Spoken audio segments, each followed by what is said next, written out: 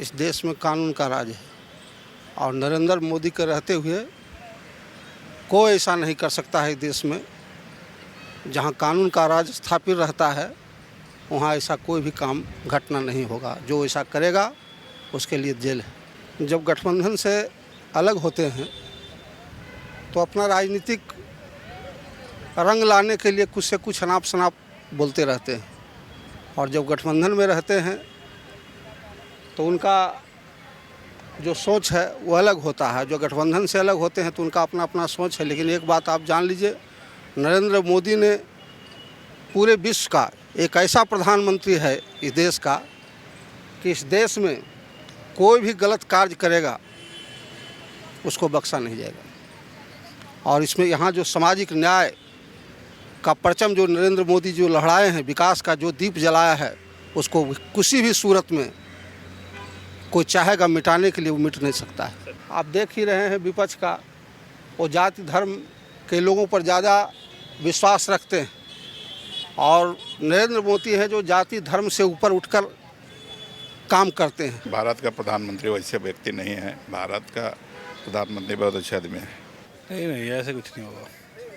मोदी जी के होते हुए ऐसा कुछ नहीं होगा। महबूबा मुफ्ती की बेटी कह रही हैं। कहने को जो मर्जी कुछ कहता रहे, अभी तो मोदी जी है ना, कुछ नहीं होगा। सुंदर साहनी, कहाँ के रहने वाले हैं? बिहार से। बिहार के हैं। सर, अभी आपने देखा जो अनरेस्ट कल बांग्लादेश में कल से चल रहा है, और जिस हिसाब की वहाँ से तस्वीरें आ रही हैं, कुछ यहाँ पर नेता हैं वो उसको कंपेयर कर रहे हैं यहाँ के पीएम से, यहाँ के पीएम हाउस से, कि क्या यहाँ पर भी वो स्विमिंग पूल है, यहाँ भी ऐसे ही होगा। वो तानाशाह बता रहे हैं कि ये तो देश छोड़ के ये भी झोला उठा के चले जाएंगे। कैसे देखते हैं? ये लोग का सोचने का अपना अपना तरीका है। यहाँ जनहित की सरकार है, और भारत एक ऐसा देश है जहाँ कोई भी सरकार हो जनता के लिए काम करती है। और नरेंद्र मोदी जी पूरे देश दुनिया में इनका एक ऐसा पहचान है जो जनता के हित के लिए अपनी सारी कुर्बानी देने के लिए तैयार रहते हैं। इसलिए यहाँ ऐसा कोई बात नहीं है। महबूबा मुफ्ती की बेटी हैं, उनकी भी सोच अभी निकल करके सामने आई है। वो भी कह रही हैं वहाँ के फ़ोटोज़ को सोशल मीडिया पर डालते हुए कि यहाँ भी जो पीएम हाउस में ऐसे ही स्विमिंग पूल है, जैसे वहाँ पर जो उपद्रव मचाया गया उनकी तरफ से, सब कपड़े चुरा लिए, स्विमिंग पूल से लेके पूरे पीएम हाउस को तहस नहस कर दिया। वो कह रही हैं यहाँ पर भी लोक कल्याण मार्ग में ऐसे ही पीएम हाउस है। इस देश में कानून का राज है, और नरेंद्र मोदी के रहते हुए कोई ऐसा नहीं कर सकता है देश में। जहां कानून का राज स्थापित रहता है वहां ऐसा कोई भी काम घटना नहीं होगा। जो ऐसा करेगा उसके लिए जेल है। संजय राउत भी वो भी इसी तरफ इशारा कर रहे हैं। किसी टाइम पहले जो है वो शिवसेना बीजेपी के साथ होती थी, फिर बाइफरकेट हो गई। अब संजय राउत कह रहे हैं कि भारत में भी ऐसी तानाशाही है, भारत में भी ऐसा ही सब कुछ है जैसा बांग्लादेश में था। देखिए, लोग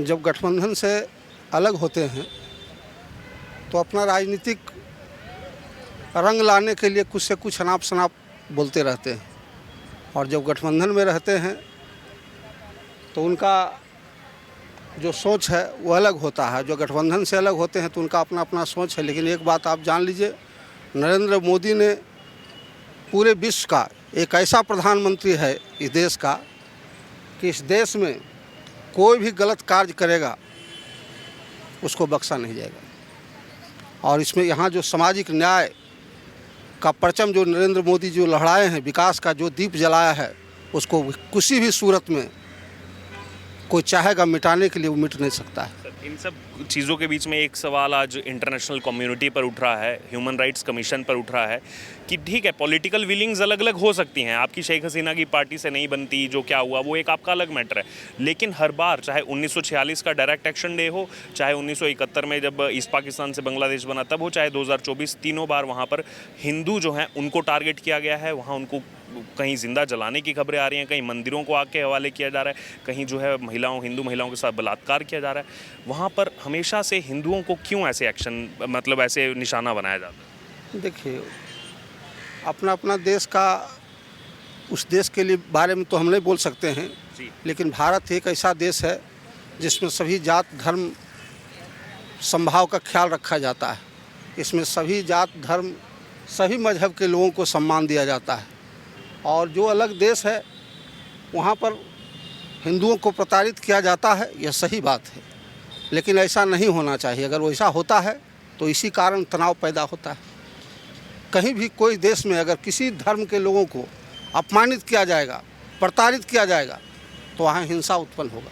सर वो सवाल उसमें मेरा इसमें साथ में जुड़ा हुआ ये था कि अभी कुछ दिन पहले आपको पता होगा जो फ़िलिस्तीन के साथ प्रॉब्लम चल रही थी, ओवैसी जय फ़िलिस्तीन तो बोल देते हैं संसद के अंदर, तमाम ये बॉलीवुड सेलिब्रिटीज़ आकर के जो है ऑल आइज़ ऑन रफ़ा कर देते हैं, लेकिन जो बांग्लादेश जो कभी भारत का ही हिस्सा हुआ करता था 1947 से पहले, वहाँ पर इतने पड़ोसी देश में ऐसा सब कुछ हो रहा है हिंदुओं के साथ, उस पर इनकी आवाज़ नहीं खुलती है। सवाल ये आज सोशल मीडिया पर लोग पूछ रहे हैं कि उस पर क्यों चुप्पी इन्होंने बनाई है, जबकि फ़िलिस्तीन के बारे में बोलने के लिए जो है आ जाते हैं आगे।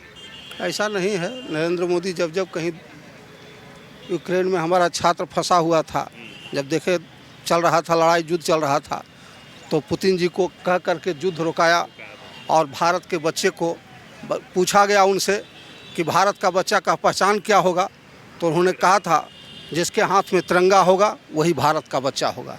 इसलिए पुतिन जी युद्ध रोको और भारत का बच्चा को सुरक्षित वहाँ से निकालो। इसलिए ऐसा नहीं है। नरेंद्र मोदी बोलबे करते हैं, जहाँ देश का पर कहीं विश्व में भारत के लोगों पर अत्याचार होता है तो बोलते हैं। नहीं, विपक्ष पर ये सवाल उठ रहा है कि विपक्ष फ़िलिस्तीन के लिए बोल सकता है लेकिन बांग्लादेश पर नहीं बोल रहा है विपक्ष। देखिए, विपक्ष का ही तो आप देख ही रहे हैं। विपक्ष का वो जाति धर्म के लोगों पर ज़्यादा विश्वास रखते हैं, और नरेंद्र मोदी है जो जाति धर्म से ऊपर उठकर काम करते हैं। और जो आदमी कहीं न कहीं कोई राजनीतिक पार्टी हो, अगर जाति धर्म में सिमट गया तो उसका भाषा तो अलग होगा। राहुल गांधी सबकी आजकल जाति पूछ रहे हैं। देखिए, जाति तो हम लोग भी नहीं पूछते हैं किसी को, क्योंकि देश में जाति पूछने का हालांकि है, जाति लोग है ही। जहाँ भारत एक ऐसा देश है, कल्चर है, जहाँ जाति में विभक्त है लोग, लेकिन हम लोग जब घर से भी बाहर निकलते हैं तो किसको जाति पूछते हैं? ऐसा तो नहीं है, जाति नहीं पूछते हैं कोई भी। हम लोग घर से निकलते हैं तो कितने जात के लोग मिलते हैं। और अगर पूछ भी रहे हैं तो आपको कोई पूछे फिर उस पर इतनी बौखलाहट क्यों आ जाती है? वही हुआ राहुल गांधी के साथ। नहीं होना चाहिए, अगर हुआ तो उसका जवाब दे देना चाहिए।